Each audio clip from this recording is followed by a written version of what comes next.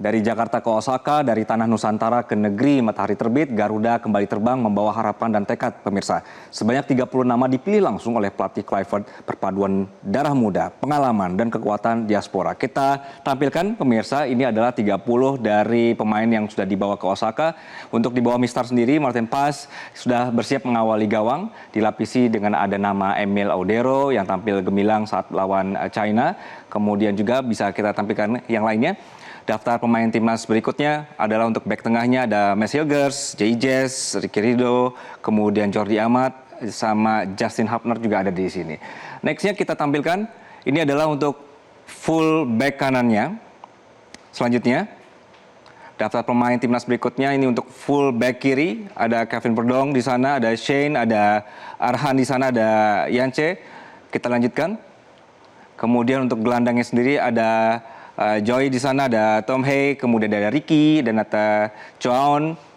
Boleh kita lanjutkan. Dan ini adalah posisi untuk winger, ada Beckham, kemudian ada Egy, ada Marcelino Ferdinand, Dean James, dan Stefano Lillipali.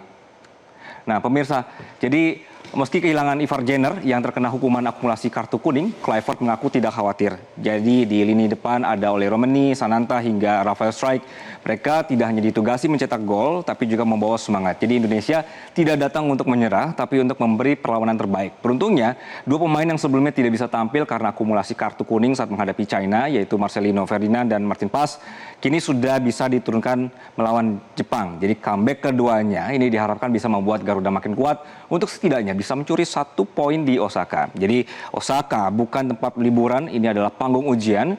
Garuda harus membuktikan mereka layak disandingkan dengan yang terbaik di Asia. Itu dia pemirsa dari 30 pemainnya ya.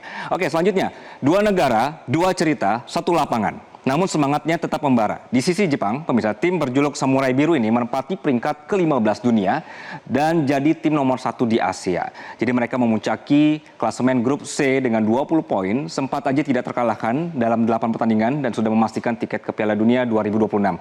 Pengalaman, kemudian kualitas skuad, dan kedalaman strategi ini menjadikan Jepang salah satu kekuatan paling stabil di sepak bola Asia hari ini.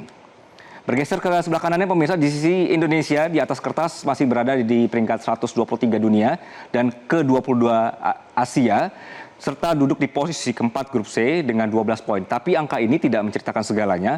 Kemenangan 1-0 atas China di GBK kemarin ini jadi bukti bahwa Garuda tengah bertransformasi. Jadi lebih dari sekedar kemenangan, hasil ini juga memberi dampak signifikan terhadap poin peringkat FIFA Indonesia.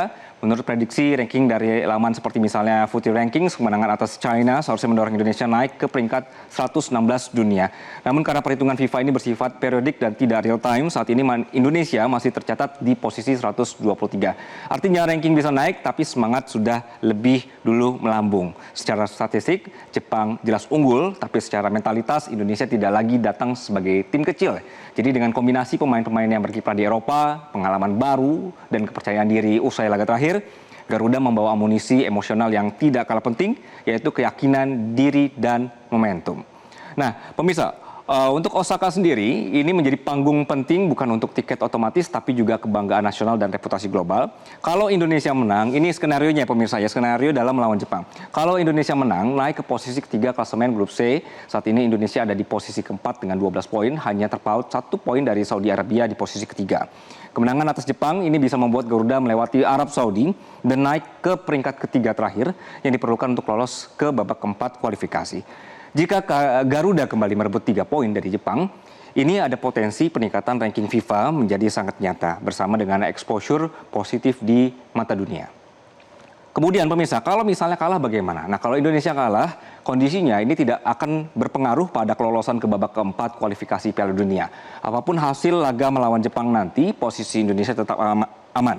Jadi kemenangan penting atas China di GBK 1-0 ini membuat Indonesia sudah mengamankan posisi 4 besar di grup C yang jadi syarat lolos ke babak keempat kualifikasi.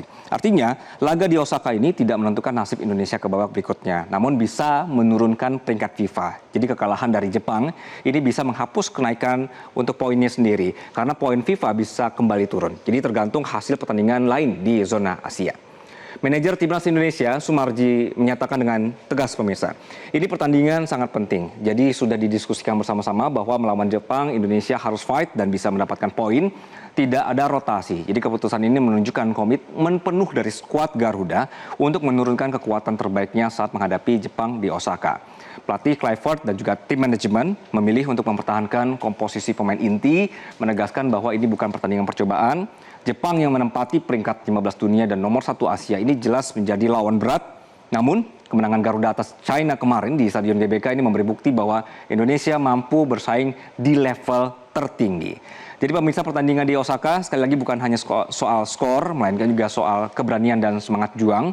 Saat manajer Sumarji tadi mengatakan tidak ada rotasi, ini berarti seluruh kekuatan siap bertempur tanpa kompromi untuk membuktikan bahwa Garuda tidak gentar menghadapi raksasa Asia. Kita doakan sama-sama Garuda menang. Pelajahi cara baru mendapatkan informasi. Download Metro TV Extend sekarang.